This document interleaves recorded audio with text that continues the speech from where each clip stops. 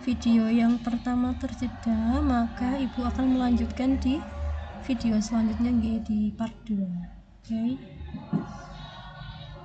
Oke, yang pertama ada misi Nabi Muhammad sebagai rahmat bagi alam semesta.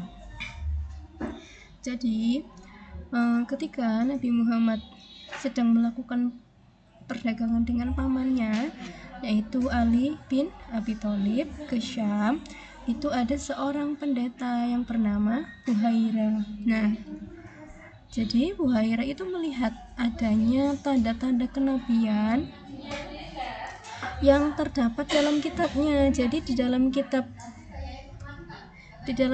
Injil itu sudah ada disebutkan bahwa Nabi Muhammad itu memiliki tanda-tanda. Tanda-tandanya apa saja?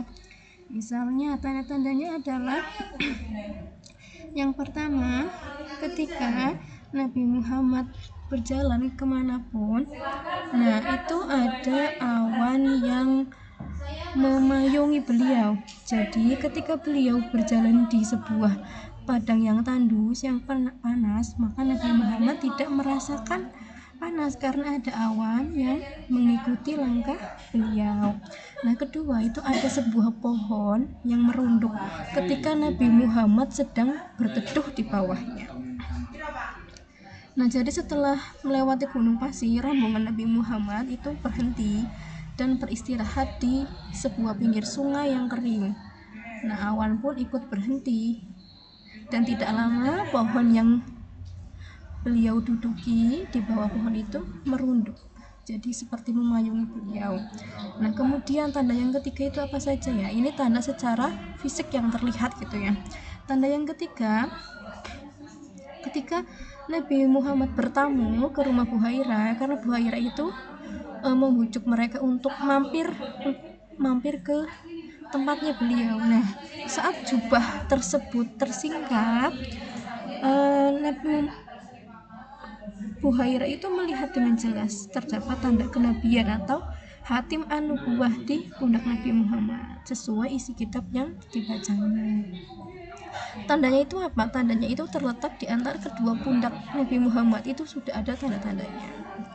Kemudian Nabi Muhammad sebagai rahmat bagi alam semesta itu diutus untuk meluruskan akidah yang telah menyimpang dari ajaran nabi-nabi terdahulu. Nah, pada masa Nabi Ibrahim sebenarnya mereka itu sudah lurus akidahnya. Mereka itu sudah menyembah Tuhan yang Esa, Tuhan yang satu. Namun ketika sepeninggal Nabi Ismail, mereka mulai jauh dari keesaan Tuhan.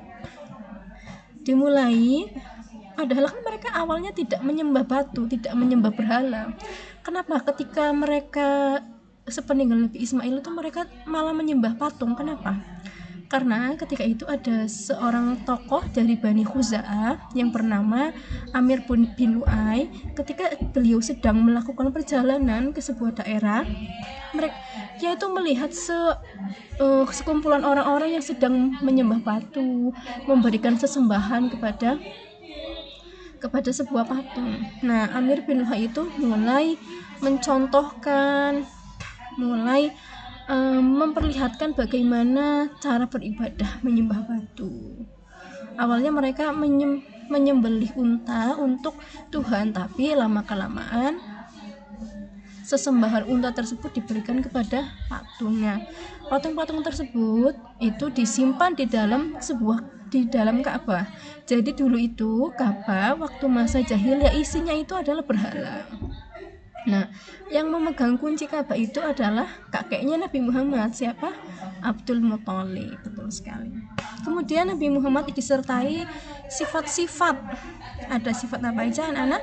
Ada sifat sidik, artinya selalu benar. Ada sifat amanah, di mana beliau dapat dipercaya. Kemudian ada sifat fatona, di mana beliau itu seorang manusia yang cerdas dan takblik, berani menyampaikan, dalam hal ini berdakwah ya, untuk meluruskan akidah orang-orang Arab.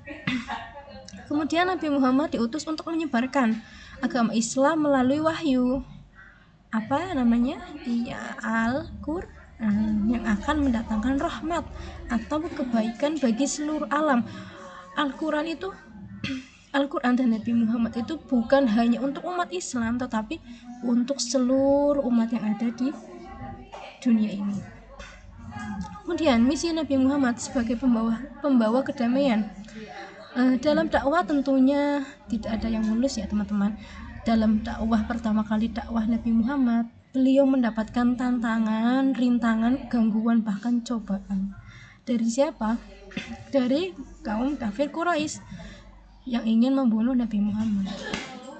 Kenapa sih Bu, orang kafir Quraisy itu sangat tidak suka kepada Nabi Muhammad? Padahal kan Nabi Muhammad berasal dari suku Quraisy. Kenapa? Karena orang-orang Quraisy ini menganggap bahwa ajaran tauhid yang dibawa oleh Rasul itu akan mengganggu, akan menghilangkan ajaran nenek moyang yang terdahulu. Jadi Bani Quraisy, kafir Quraisy tentunya itu berusaha untuk membujuk Nabi Muhammad untuk mengikuti agama orang-orang kafir. Tentunya Nabi Muhammad tidak mau ya, karena dirinya adalah seorang utusan Allah yang bertugas untuk membawa orang-orang Arab ini ke jalan yang benar. Bukan hanya orang Arab, tapi orang seluruh umat Islam di dunia.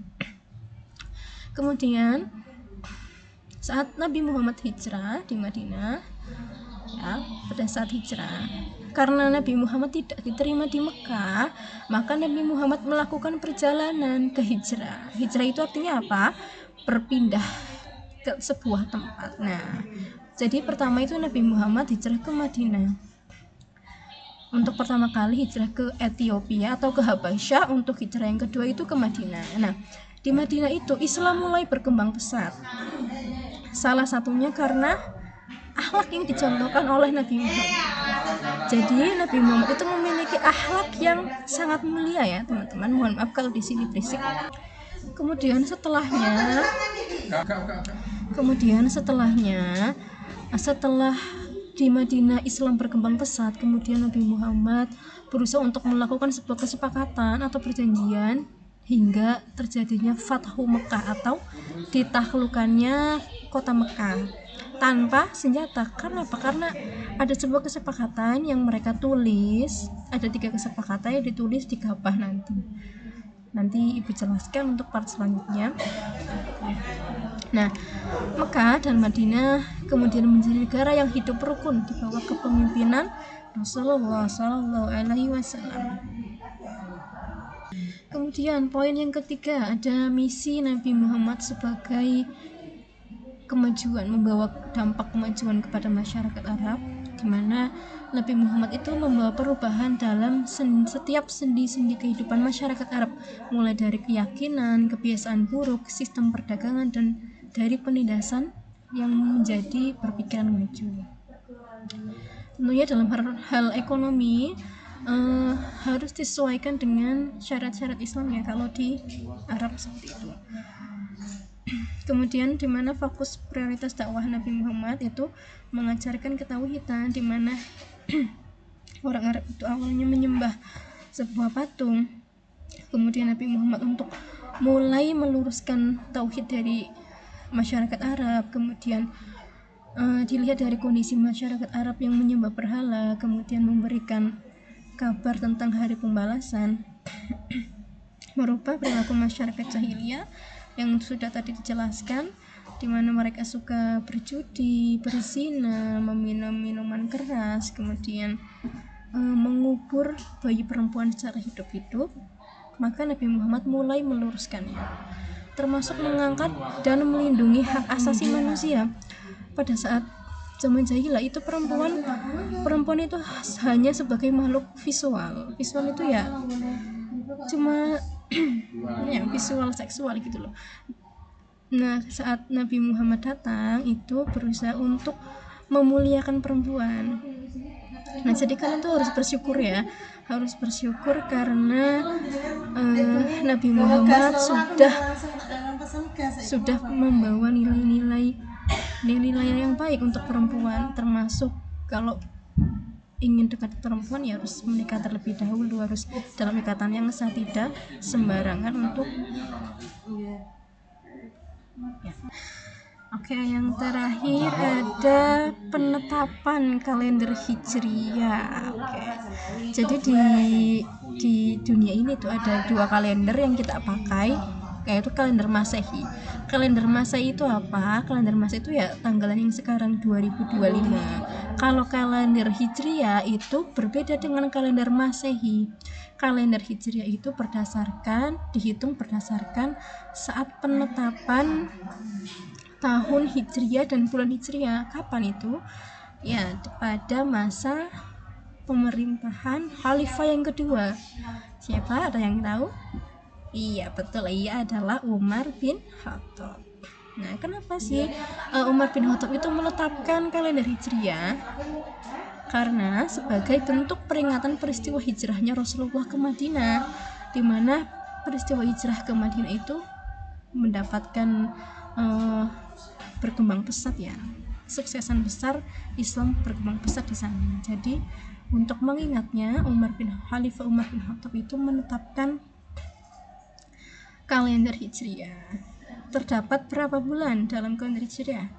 Terdapat 12 bulan. Apa saja? Yakni ada Muharram, Safar, Rabiul Awal, Rabiul Akhir, Jumadil Awal, Jumadil Akhir, Rajab, Syaban, Ramadan, Syawal, Zulqa'dah, dan Zulhijjah. Ya, Ibu harap kalian sudah hafal ya nama-nama 12 bulan tersebut. Ya, penetapan tahun Hijrah itu dimulai pada tahun 622 Masehi.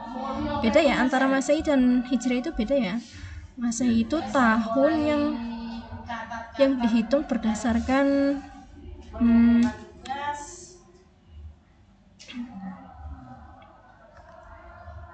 Nah, kalau Masehi itu berdasarkan revolusi bumi yang mengelilingi tata surya atau matahari. Seperti itu. Tepatnya pada tahun 622 Masehi atau tahun ke-17 setelah hijrah Nabi Muhammad di Madinah.